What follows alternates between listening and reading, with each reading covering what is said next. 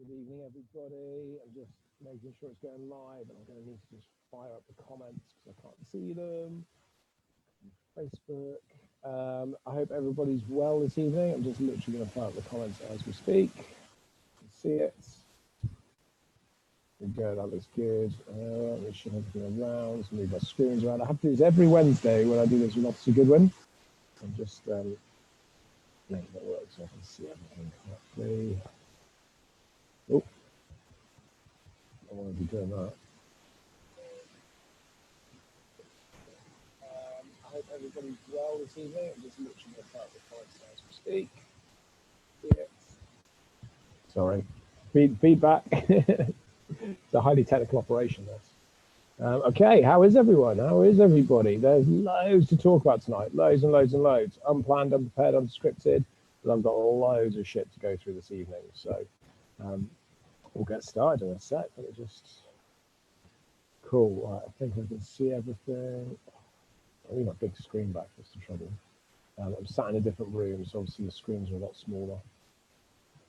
There we go. I think I can see a bit better now. Cool. Right. Good to go. Hello, Laura, Keely, Kerry, Rachel, Laurie, Steve. Cool. Right. You should be able to hear. You should be able to hear me okay. Can everyone hear me okay? I assume you can hear me okay. You can turn your volume up, Kerry, if you like. I don't. I think I'm all good. My end. I've gone through Zoom tonight because there's kept being a delay on Facebook for the last couple of weeks. It really annoyed me when I looked at it back. So I thought I'll go back through Zoom, and hopefully there won't be a delay between the sound and the picture.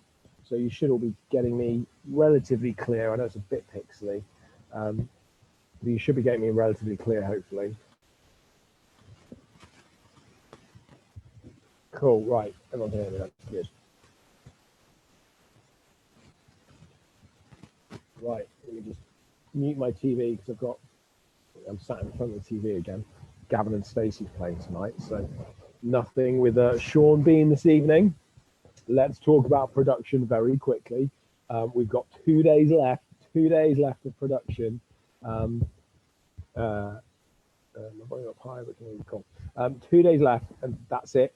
They're gone. They're out of our lives. What are we gonna do? It's gonna feel so weird. But yeah, to be honest, it's been lovely having them. It's been great being obviously during lockdown that we've been able to still have something happening, and therefore obviously we're still earning some money. So that's been good. But I'm just desperately missing our normal business. And so are our team. Like, I mean, and down at Shepton as well. So it's going to be really good to get back to what we know, what we do, what we love. Should we crack on and talk about the announcement today? Should we talk about the tiering? I mean, who saw that coming? I'm actually, I've put up the screen at the moment, but it's because I'm not really in front of my TV. I'm actually down at my beach house in Cornwall. I drove down to Cornwall today, and I'm sat in my fourth home. Basically, I'm going to do lockdown down here because we're in tier 1. No, I didn't. I'm down here at Bodmin Jail.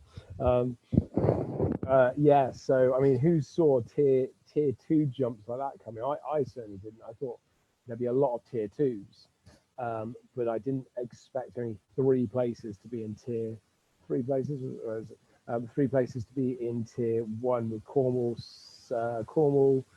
Isles of Scilly, and Isle of Wight. Wow! Like, and everyone else is bundled into tier 2. Bristol hitting tier 3. Whoa! I didn't see that one coming. I got to be honest. So yeah, it's been an interesting day. Fortunately, I say fortunately, there's nothing fortunate about it. We're an organised bunch, my company, so we were prepared. We were prepared for tier 1 or tier 2. I'll be honest, I didn't do a preparation for tier 3 for either site because I just didn't see it happening. I was pretty convinced that we wouldn't hit a tier 3 at Shepton or Shrewsbury, which is exactly what happened. So we put a plan together. I actually, and then there was loads of questions. Like as soon as the announcements came out, there was loads of my team banging questions at me about what it means, different things and stuff. So I've very quickly grabbed all the government guidelines, put them into a really straightforward Word document, all the tiering information about what you can and can't do in the different tiers. and then all the areas in tiers. I put that into an internal document, sent that all around our companies, so they were all set. And I said, look, this is the government guidelines. It's not been adapted or edited or changed. This is it. If it's on here, it is gospel, it is Bible, it is from God, effectively, not calling Boris Johnson God, but it is the government laws. If it's not on there, it doesn't count. So we sent that out, and I'm actually going to publish that online probably after this call. I'll just chuck it up on my page, chuck it up on the Campbell Group website. If people can download it at their leisure, and if they want to use it, they can. If they don't have to. Same when we did our COVID strategies, we just chucked them out so people could use them. But yeah, so it's going to be a challenging one, I guess, for various different people all over the place. I'm not going to go into who's where and what's going on. I'm just seeing that. Rachel said, I'm highly surprised Shrewsbury and Telford aren't tier 3. Really? Shrewsbury and Telford got really low rates of infection compared to lots of other places in the country. I would have been amazed if Shrewsbury and Telford had gone into tier 3. Yeah, Shrewsbury's really good infection rate, like really, really low. And I've been working with the council quite closely. I say quite close. I've been certainly having a number of conversations with the council over the last couple of weeks about testing centres and vaccination centres, obviously through the conversations we've been having about them using the prison. So I'm kind of seeing other things as well. But yeah, the rate isn't that high in Shrewsbury and Telford, so I'd be surprised if it got it. What it means is, from our perspective, we're able to open both the buildings, which is good. Ooh. It's a bit weird. My phone's just started playing. My phone's just literally started playing music.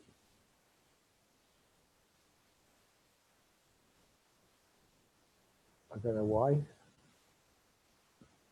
That's really bizarre. What's happening there?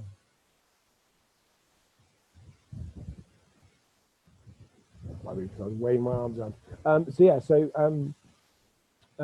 Yeah, it means we're going to open both the sites back up. So you can see Shepton behind me at the moment. I thought I'd sit outside in the courtyard this evening to do the Joy and Joel. And they're so safe. I mean, I know I say it a lot, and I know you guys hear it a lot, but the prisons truly are so safe as an attraction, just because of the way they're designed, the size, the scale, the scope, the way we operate them. They really truly are one of the safest attractions to go to in the UK, and I would even say, throughout the world, they truly are. And that's such a great position to be in, because we can obviously open, and we know we can deliver really good products, and we know we can deliver it safely, and that's so strong. So yeah, really looking forward to getting back to it, basically. Not looking forward to Christmas, I'll be brutally honest. We'll talk a little about coronavirus, and I'm going to move on to some other stuff.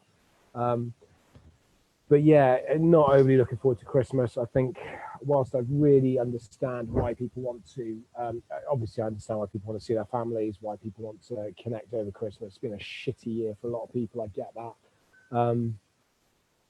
And I think that's, yeah, I get the need for it, but man, are we going to pay for this in January? Like, so pay for it in January. And I've spoken to, I'm gonna put it out there. I've spoken to some of my family, I've spoken to some friends, and I've spoken to work colleagues, and I've spoken to people in all three of those groups that have categorically said they are going to just do this, and they don't care what anybody says, and that's why we've got the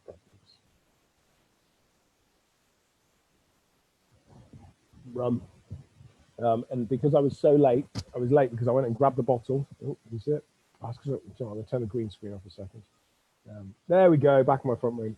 So I grabbed the bottle, which is why I was slightly late. I thought we'd have a drink tonight. I'm excited this evening. I'll take my hat back off.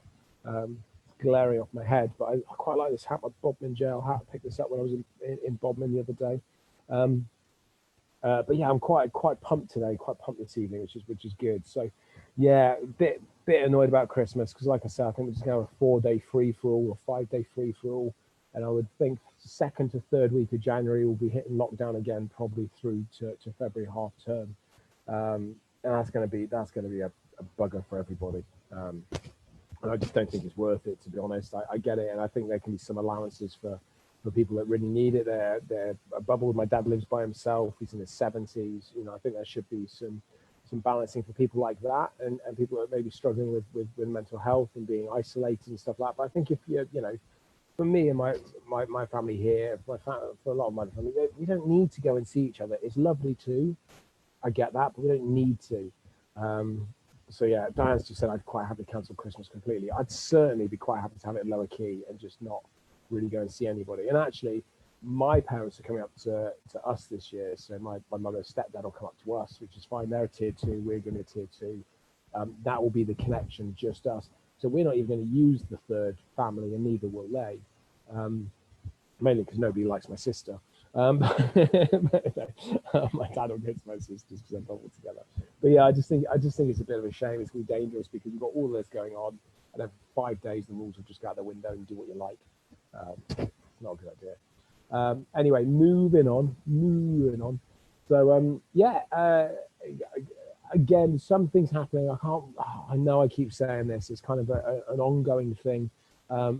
Next Thursday, I'm going to have to plan the Join Joel because there's going to be so much I'm going to have to stack into it because so much has happened this week, today, loads happening tomorrow, quite a lot happening next week. And I'll be able to, by the time we get to next Thursday, everything will have happened internally. So there's things that are being done with external partners that some of our team won't be aware of. There's things that are happening internally that some of our team aren't aware of. There's things happening that none of our team are aware of. And I've been obviously working on a number of aspects as well myself. So it's yeah, a lot will happen over the next week, and I will talk a lot about that next Thursday, which is very exciting for me. But what I'm just gonna pick up on these comments. So I'm gonna get back to something I was talking about last week. Hi Laura, I haven't seen you for a while. Yeah, there's a thing about religions here. I feel other religions had to suck it up and not be up, and now we're allowed to do it is not fair. I would agree with that. I don't know Christmas is a particular religious holiday anymore. I would argue. I know that's how it started. I get that. But I would argue, is it really a religious holiday? I would say it's more like Halloween. I was going to say, or Easter, which is clearly a Christmas holiday.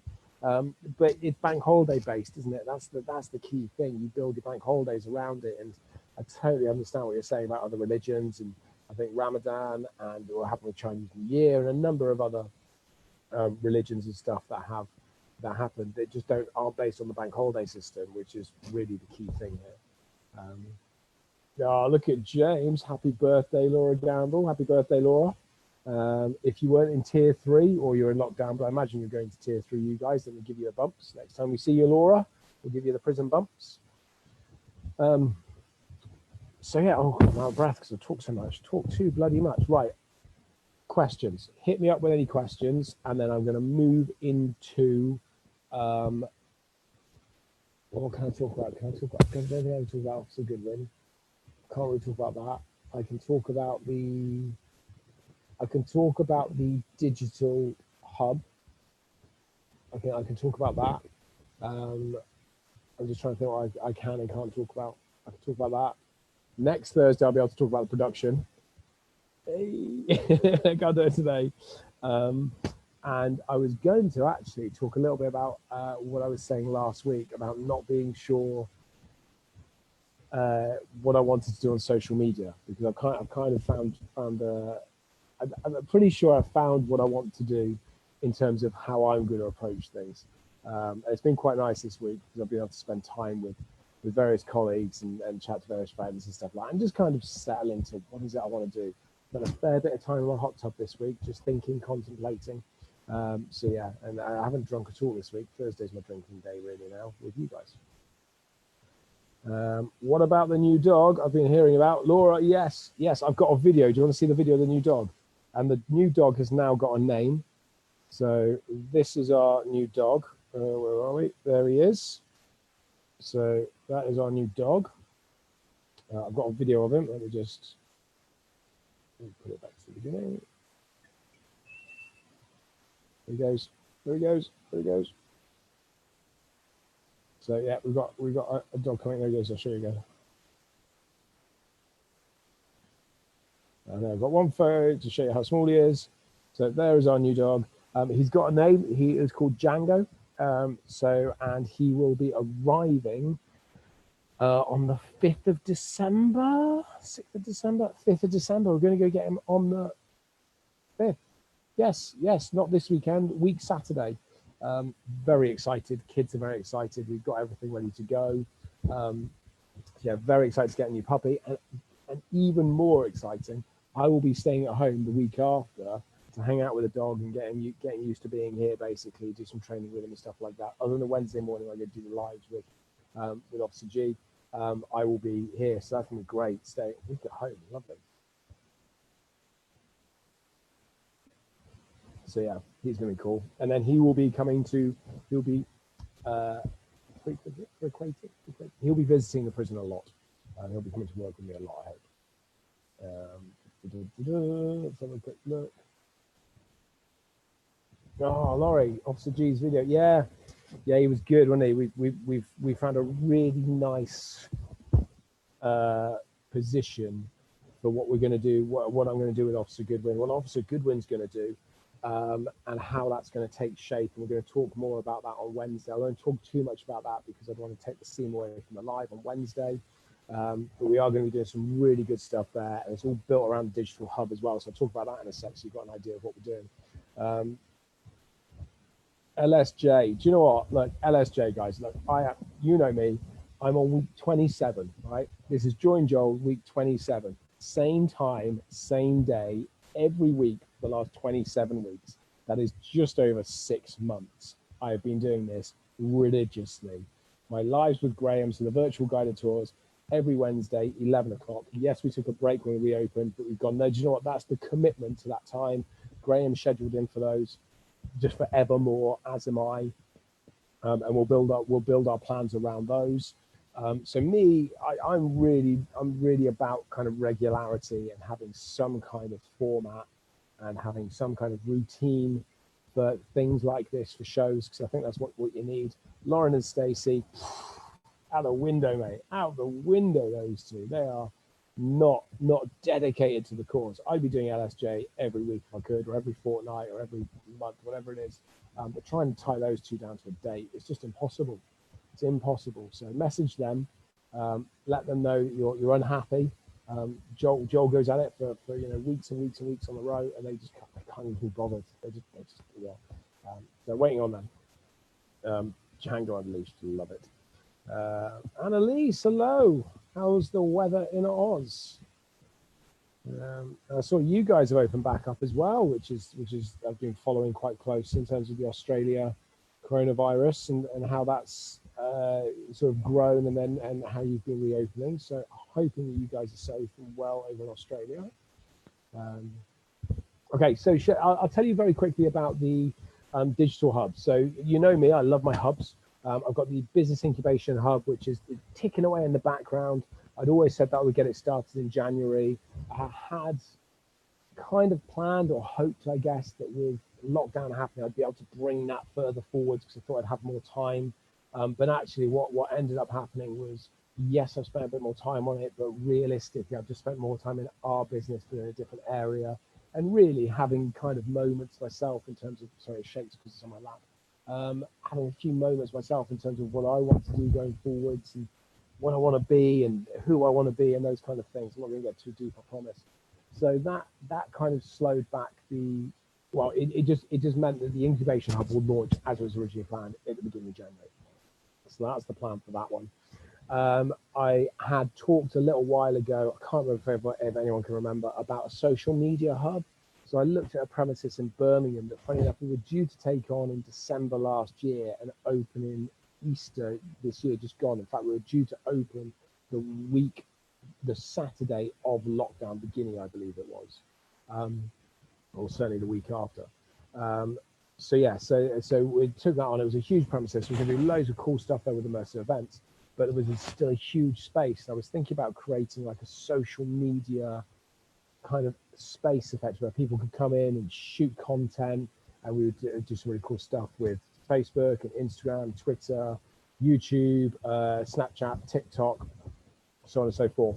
And people could basically come in and shoot media, and we were going to put some kits in where they could do editing and stuff, so some really high quality Macs and things like that, so we do some really good editing, but also be able to do low end and just do things like that basically, and have the ability to connect people on a social media way, almost like an influencer's house, but less dickish. I'm going to use the word knobbish.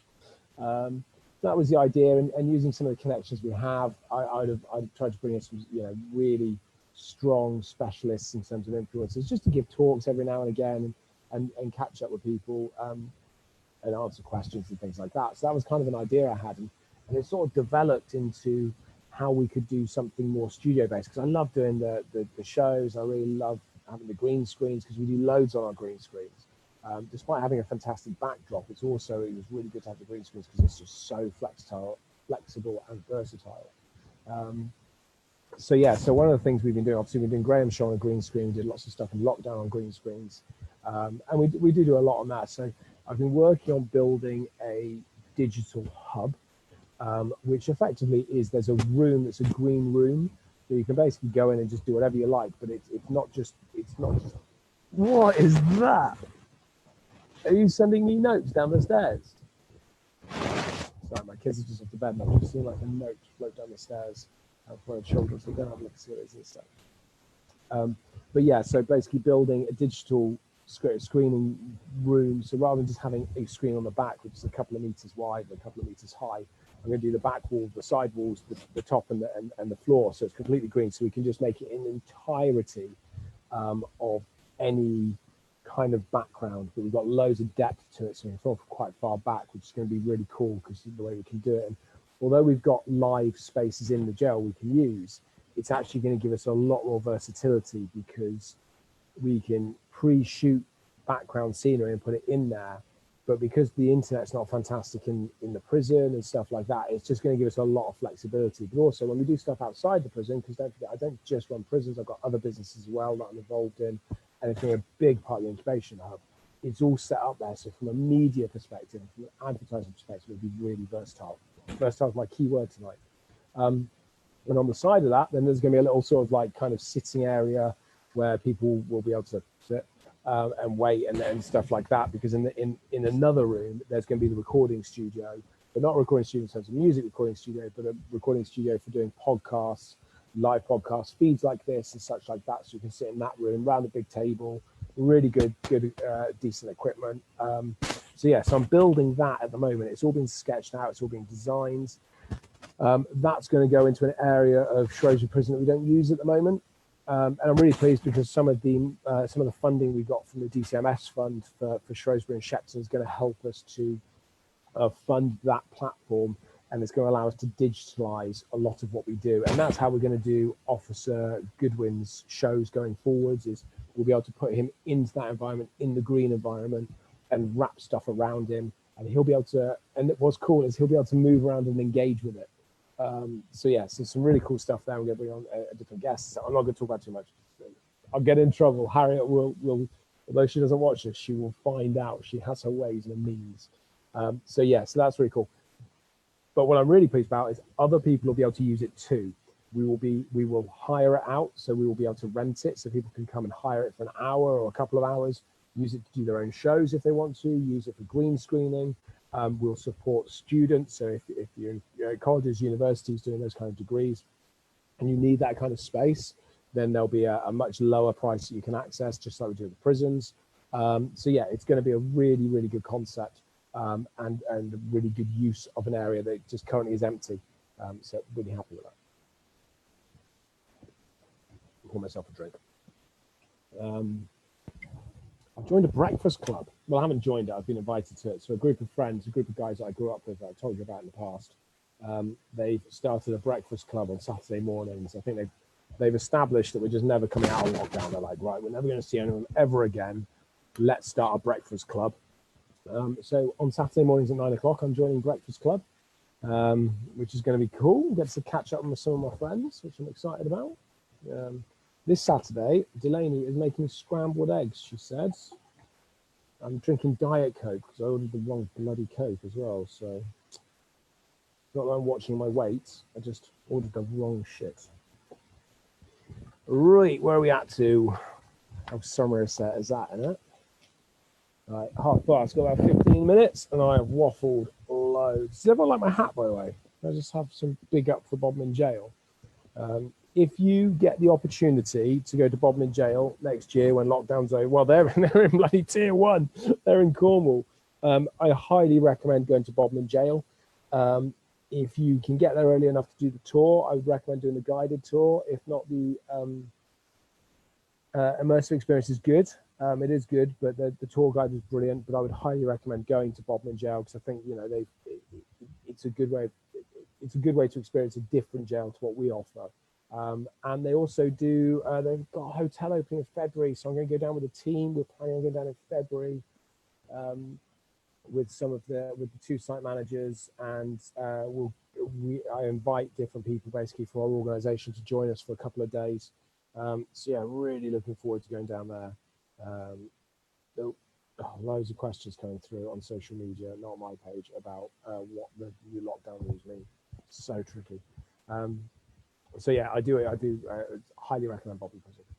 Hello, Kirsty. Better late than never. I don't know why I'm slating people for being late to my live. You can turn up whenever you like. It's not a problem. You can just watch it on catch up. Okay, right. I was just about to crack on to what was I going to move on to? I was going to move on to talking about last week. I was saying that I hadn't been on social media for a while because I was trying to figure out what I wanted to do, whether I actually even wanted to really be on social media that much. And I do. I just haven't. It's finding A, the time, and B, the angle I want to take, because I want people to see the reality of what goes on behind the scenes. But it's so hard to shoot that and keep it real without kind of falsifying it. And also, it's quite hard to make it interesting so people don't get bored. And I kind of want to just, like I say, do those sorts of bits. So I haven't quite figured out how I'm going to do it. But one of the things I did sort of toy with and struggle with was who I wanted to be in terms of, I've got a really strong ethos, as hopefully you guys will be aware, in the sense of I really want to help other people and I really want to support other people going forwards. And whilst I may not agree with the lockdown measures in full, I also accept that I don't have all the information. I haven't spent time with the scientists, with the medical professionals, with the disease professionals and stuff like that. And I haven't therefore got all the information. So I can't really make huge comment on whether the government are right or wrong. And I don't even think they know. It's kind of a bit of a best guess. But the bottom line is that's a decision that's been made by a government that were elected in democracy. Therefore, that's kind of really what we should follow. Right or wrong, it's a difficult one, because at the same time, I'm all up for arguing the point if you don't agree with it. But I just think, this is about playing with people's lives, and that's a slightly different level. So I am all about kind of the greater good for everybody, but I also accept that means you can't penalize individuals for achieving more or achieving less. And I think that's the challenge. I'm not quite what I would call a true socialist, because I don't necessarily believe that it's fair that, that if we talk about money for a second, because it's the easiest way just to equate everything, because it's how our world works, right or wrong is how our world works. I don't necessarily agree that if you earn loads of money, you should pay more than, or at least the vast amount more than people that don't earn that much, because there's a lot of things in there that may not be fair in that establishment. I think that's kind of where it goes wrong. But at the same time, I don't think it's right that you should penalize. And what happens in the world of the game of life is that people who tend to come from lower economic backgrounds get penalized. They're restricted from the get-go in being able to achieve as much than people that come from a stronger financial or stronger economical background. And I don't think that's fair. I basically, the long and the short of it is, I don't think you should punish the rich or people that want to gain wealth, for example. People like myself, I don't think I should necessarily be punished. And sometimes it does feel like a bit of a punishment. But at the same time, I shouldn't be able to do what I do at the detriment or the behest or the damage to somebody that wants to achieve that but isn't given the opportunity. Everybody should have the same level playing field. It's a really difficult balance. I think I threw out the last week at the end of my call that I threw it out there. People shouldn't be allowed to own two houses. I think I threw that one out there. I don't know your opinions on that. Chuck them at me. Does anybody out here watching tonight? I don't know, 15, 16 people. Does anybody own two houses? Interesting thought. Don't think individuals should be allowed to own two houses. If you want to own more than one house, set up a company, stick it into a business, run it as a business. Shouldn't be allowed to own them personally. This is coming from somebody that's owned no houses, somebody that's owned two houses, and somebody that now owns one house. So I've been through a journey of it. Potentially to say that I now, because I have one house, I'm relatively comfortable financially, really easy to make that call. And I am very aware that it's easy for me to make some of these statements because I'll be honest, I don't have to worry about how I'm going to pay my bills at the end of the month. I just don't. And I'm not going to apologize for that. But it's about now how, because I've got myself to that stage, but I have been tens of thousands of pounds in debt. It's about, like, how do I help other people? And that's what I want to, roundabout circle, that's what I want to do on social media. So what I'm going to come back with is my concept. What I want to start doing is drinking. Interestingly, talking about drinking, Stephen Graham, teetotal. Just like to throw that in there.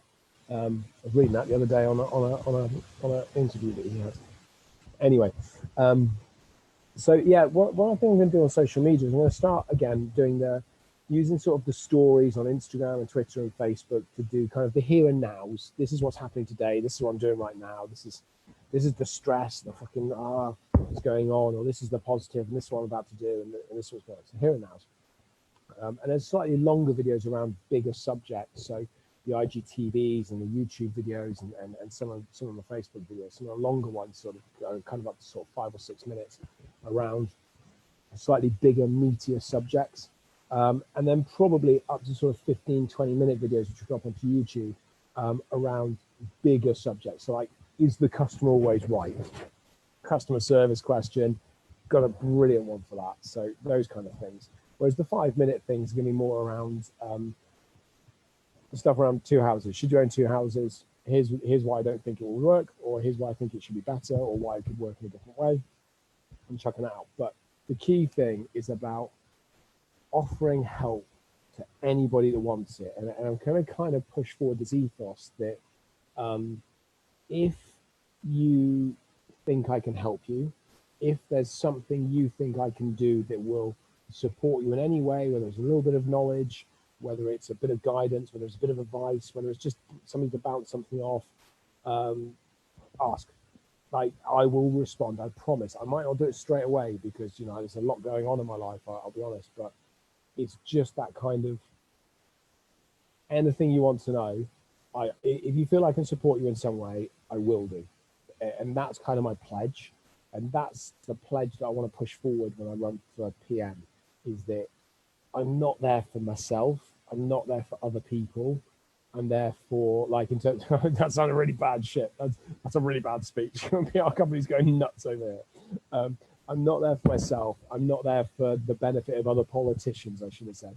I'm there for the people. It's about bettering the country, hopefully the world, but the country for everybody, not just for pockets of groups. And one of the reasons why I want to build my company to a certain level, firstly, it is an achievement, it's a target, it's a goal I have, but also by doing that, I will have enough capital to fund my own campaign, and therefore I won't be reliant on other people to get me to the PM position, and therefore owe them some kind of back deal, or kind of like, you support me and I'll make sure your company gets this kind of deal, or I'll make sure you win this contract. I don't want to be in that situation. I will not owe anybody a single thing when I get there. And if I do, then I probably wouldn't do the job, because I wouldn't want anybody to be able to dictate to me or position me where I would have to compromise my moral values. It's a bit deep, I know, but compromise my position, which is not about me. It's about the vast majority, or it's about the people, about everybody. And that's kind of how I want to, do it. So that's what I'm going forward with. I've seen some interesting comments sort of going through. Customer isn't always right. Absolutely. I would totally agree with that. But there is a position of putting yourself in the customer's perspective to see why they've got to that point.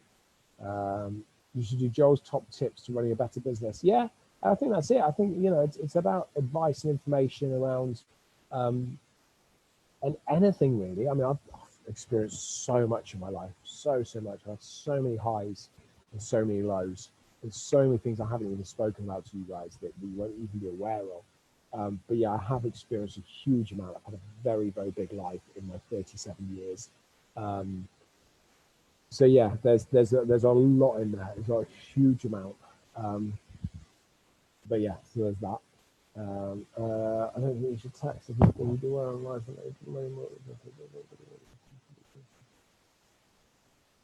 Laurie, that's such a good thing. But there's so much in there because the trouble is, right? I'll put this one into a nutshell really quickly. If you tax, and I'm going to say the rich, but if you tax people that earn more money, company owners and stuff, people like myself and above, I'm going to use myself as sort of the bottom level of this benchmark now. People like myself and above, the more you tax us, the more ways we find of getting around it. Like, and they're all loopholes that exist. It's not breaking the law. They're just different ways around it. And I sat down with my financial advisor, my accountant's my financial advisor, last Friday it was, and went through a process with them about how we were going to do a number of different pieces. And part of that was around the acquisition of prisons and stuff like that, and some financial planning. I was sat there going, wow, how? And they said, well, it works like this and works like this. I was like, how do I not know this? How do I not know this? And their response was quite simple. It was like, well, quite simply, Joel, you've not had this much money before, so therefore you wouldn't have known it. Now that you do, you have us here doing this and looking after this and doing this bit, and this is the way we do it. And I was just like, whoa. And it made me think, well, what happens when I have 10 times this much coming through? And this is in the business world. And the trouble is that most people don't have that level of knowledge. I certainly didn't have that level of knowledge until last week, but they don't have the ability to access that level of knowledge. It's really difficult. So yeah, so I think, you know, there's a level of financial intelligence here, but the rules of the game could be made a lot easier for a lot more people. So just reading the comments. That's what I should speak to with respect. I'm not talking about rude customers. I'm just talking about whether they're right. Just in general, I think, you know, rude customers is another aspect. When customers get rude with us, we very quickly turn off the way we're going to deal with them. I don't necessarily disagree with legal loopholes, Laurie, and some of them aren't actually loopholes. They're just the way. They're just seen as loopholes because the average Joe or Joanna can't access them. And that's why they're classed as loopholes, but they're not technically loopholes. It's just the system. And there's quite a lot of them that I've been discovering recently. But yeah, I do think there's various ways. And ultimately, a lot of the thing with tax is the government, right or wrong, you make your own opinion. I've got mine, but you make your own opinion. The government ultimately believe that they know how to spend your money better than you. Because what tax is plowed into a big pot. There's a couple of different pots, but it's put into a big pot. And then the government utilize that money on a number of different things. And some of those are based on the theory that they know better where to spend the money than you will. Whereas I'm actually quite a big believer that if the money's in people's hands, they spend it. And therefore it's in the economy and it's revolving and it's being used and it's doing what it should do. It's ultimately, its economy is about keeping money moving. It's not about hoarding it, it's about spending it. And this is one of the things I'm quite proud of. You know, I've said it before, I'll say it again. You know, I don't have to panic about cash at the moment. It might be something I have to worry about in the future if I don't plan carefully. And if my business fails or if COVID really smacks us or I don't plan well enough, a number of things could go wrong. But at the moment, I don't have to worry about money particularly. But then I spend it. That's one of the things I like to do. I like to throw it into the economy. And I will buy things that may be a little bit more expensive than I might if I had less cash. Because I don't just look and go, I'd like that. I'm also thinking it's good to put that into the businesses. It's good to put that back into the economy. Um, I'm trying to think of some examples of how it did, but I think the flights where I'm going to Mexico next year, so I had the option of just booking a standard flight with TUI for I can't remember how much it was for four of us. Maybe it was about £2,000, I think, for the four of us to fly to Mexico, and I think I spent an extra 800 quid for us all to fly in premium class. I've never flown in premium class. It's not first class because it's a TUI flight. It's just premium class. Yes, it's at the front. Yes, it's bigger seats. Yes, it's more comfortable. Yes, they lounge back. All those kind of things. Yes, we get lounges. Yes, we get better drinks. Yes, we get all that kind of stuff. I can't say a liquid in the face. Part of that was about the comfort. There was a big piece of it that was about this is going to be more comfortable to do. There was a big piece about how it was going to be safer for us, and it is safer from a COVID perspective, but I'm not overly that worried about next November, I'll be brutally honest. There was the feeling of it's going to feel more like we're on holiday straight away because of the lounges and stuff. There's a piece that I just like doing that. So there is a bit of me, absolutely, I'll stick my hand up and I'll be honest. I like nice things in life. I like walking into somewhere and somebody saying, Mr. Campbell, come this way, have a seat here, let me grab your paper, let me do something. I like that kind of thing. It's just, I don't think there's anything to be ashamed of about that. I'm not rude to people. I'm not difficult to people. I don't treat them like they're less than me or a slave or a servant or anything like that. It's just, I like, a nice standard. That's it. I love going to the Marriott. I do. I really like going to the Marriott for lunch if I get the opportunity because the service is exceptional. But you pay for it. But anyway, back to my point. I was happy to do that because of all the benefits. But also I looked at it and went, you know what, we've got the money, it's just going to sit in our bank. If I spend it, it's in the economy. TUI will go into TUI. TUI will then be able to pay their staff. They've been smashed. The airline's been smashed. So they will have more money in their business. They will be able to pay their staff. Their staff will be able to pay their bills. Hopefully that 800 quid will mean that their business does better and therefore they will lay off less staff and the staff they have will get paid and they will pay their bills and that will go into the economy and they will be able to do things like buy nicer things for themselves and everybody wins. That's kind of how I look at it, rather than just paying that 800 quid to the government in tax. I paid it, it's just in the economy now. And it's the same as we're looking to have a little bit of work done to our house.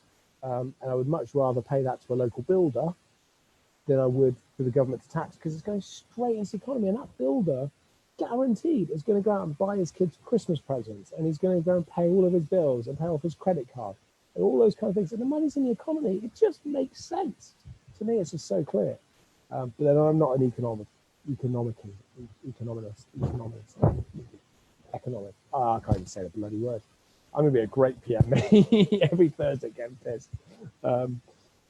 But yeah, but what I will do when I'm PM and before that, and I do it now, is I surround myself with people that are knowledgeable and far more knowledgeable and far more expertise in their field than I have.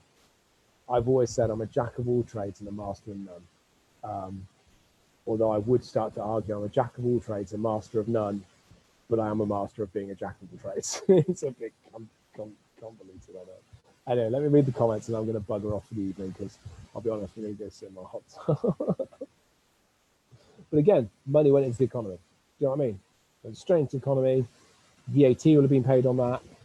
Will have gone into a business that people are spending at the moment. Actually, the hot tub company said they're doing pretty well this year because obviously people are at home. They are buying hot tubs. But the two guys that came and installed it, I didn't meet them. My wife spoke to them. They're like, yeah, we're busy. But it's great because normally this time of year we're so quiet because this time of year is not a busy time of year for us. And I was just like, that's brilliant. I really like that. When I speak to people and they say they're busy, and I will let you have this one. Chatting to somebody the other day, it was a member of my family. I won't tell you who, they're not watching. But they turned around and said, oh, so busy. Oh, so busy. And I went, whoa, hold on a second. The other day, Peacock went into administration and 4,700 people went out of work like that. Just thousands of people losing their jobs, not even hundreds, thousands of people losing their jobs. I said, you should be grateful you are busy and you have a job. And they were like, oh, no, I am. I was like, no. You need to be grateful for this, because there's so many people that are losing their jobs right now. It is worrying. Anyway, right, let me read the comments and then, like I say, we'll bugger off. Read the custom ones. I will pick up on the custom ones. I think that's a really interesting point. Legal loopholes. My husband's for works for computers, with software for lots of different people.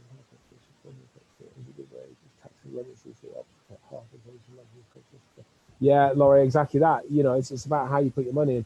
To be honest, I could tell you right now, Laurie, a better way for him to do his money than what you're doing at the moment. And I can do. And the reason I can do that is because I know about it, because I've had the conversations with people that have far more expertise than I have, like really, really know this stuff. And I pay them a good wad of money, a good chunk of cash every year or every month even, to do these things for me, to do these things for our business. And again, it's one of those things, it benefits the business, it benefits our employees. So yeah, so I can see, but I can totally understand that. Right, what about a rainy day though? Oh, don't get that, Dan. What about a rainy day? Do you mean about, I'm just going to pick this up. Diane, do you mean from a rainy day perspective, in the sense of saving money, keeping it in the bank in case there's a rainy day? Because let's be honest, hasn't really been wetter than during lockdown with COVID. I bet nobody planned for that. Nobody planned to lock down for 6 months. Certainly, I know the government didn't plan to have 2 million people out of work. I personally think that everybody should, it's about an education piece, is people should have 3 months of expenditure in their bank. So if you're, let's just say for argument's sake, that your monthly outgoings is £1,000, you should have £3,000 surplus in your bank. And I know most people don't. I know that's a pipe dream for most people. But I can remember getting to that point personally, and I can remember our businesses getting to that point. And I think that's about financial planning, and it's about financial education, and it's about our culture as a society in terms of how you spend things. Because I tell you what, if everybody had 3 months, if every single person had 3 months worth of living money in their bank as a surplus, you wouldn't have payday loans. If you didn't have payday loans, you wouldn't have 2,000% interest loans. You wouldn't have people screwing themselves further into debt. And there are ways and means of doing it. I know it's not easy, but there are ways of the government and society building that over a relatively short period of time. And I'll leave you with this little nugget. When we went into COVID lockdown the first time round, look how quickly, as the government and society, we housed homeless people throughout the country. How fast we were able to get people off the streets and into some form of safe accommodation, and they were able to stay there throughout. It can be done.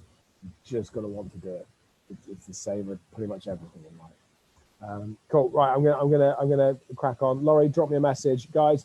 I'll leave you with it. If you have anything you think I can help you with, ping me a message. If I can help, I will. If I can't, I'll just say, hey, I don't know. If I can point you in the right direction, I will do. But yeah, that's going to be the Joel ethos, is just trying to help people, because I've always said, once I'm safe and secure, my family are taken care of, which they are, I will then start helping other people, really heavily helping other people, and that's the position we're in. So that's what I'm doing. Anyway, right, I'm off. Laters. See you next week.